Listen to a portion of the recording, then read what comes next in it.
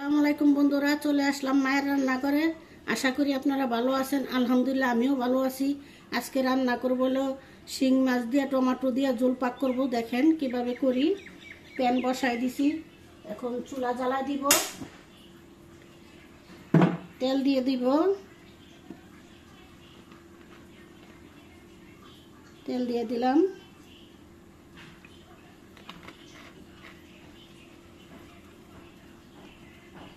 দিয়ে দিব কাঁচামরিচ, দিয়ে দিব লবণ, দিয়ে দিব 1 চামচের মতো। পেঁয়াজটা তাড়াতাড়ি নরম হয়ে যায়। এখন একটু পেঁয়াজটা ভেজে নিব।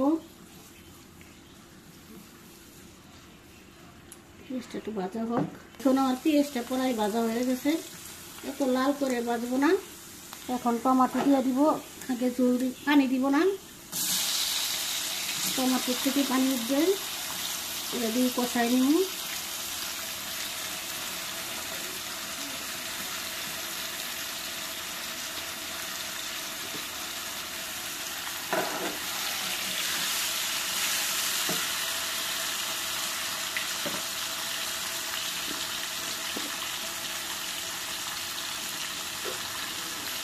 ধনিয়ার পাতা দিয়ে দিলাম 1 চামচ।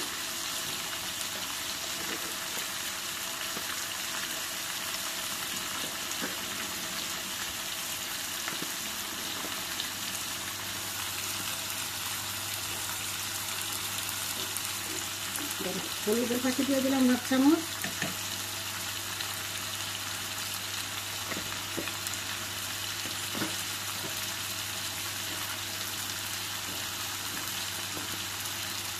মরিচের পাতা দিব 1 চামচ।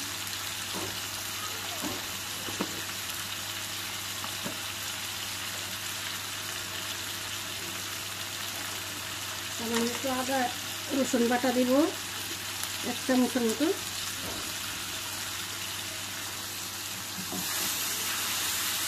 এখন কষাই নিব সুন্দর করে, তারপরে মাছ দিয়ে কষাইব, ঝোল দিব,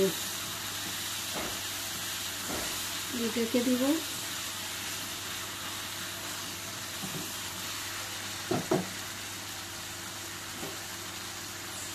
ঢেকে দিলাম, কিছুক্ষণ পরে চলে আসলাম।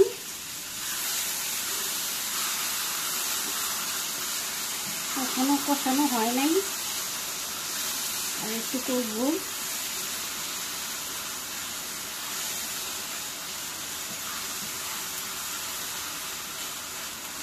আবার ঢেকে দিব। কিছুক্ষণ পরে চলে আসলাম। এখন মাছ দিয়ে দিব, কষানো হয়ে গেছে। মাছ দিয়ে দিব, বড় শিং মাছ।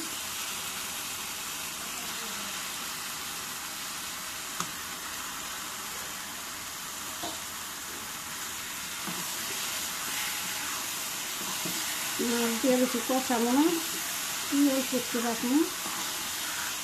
তারপরে জল দিয়ে দিব।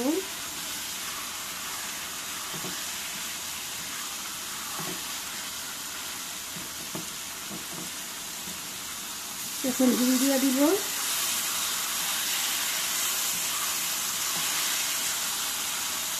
কষানো হয়ে গেছে, কষানো হয়ে গেছে। এখন ঝুল দিয়ে দিব।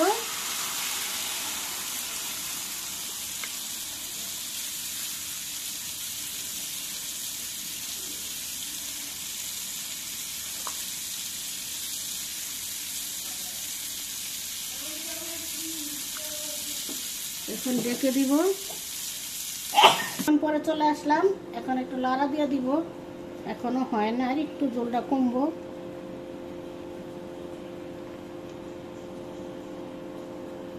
আবার ঢেকে দিলাম। কিছুক্ষণ পরে চলে আসলাম। কড়াই হয়ে গেছে, আর একটু হবে, তো এই নামাই নিব।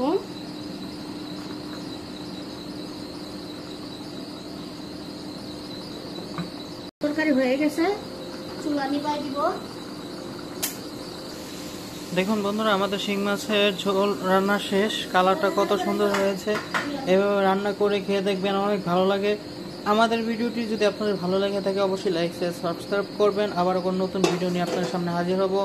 ততক্ষণ ভালো থাকুন, সুস্থ থাকুন। আল্লাহ হাফেজ।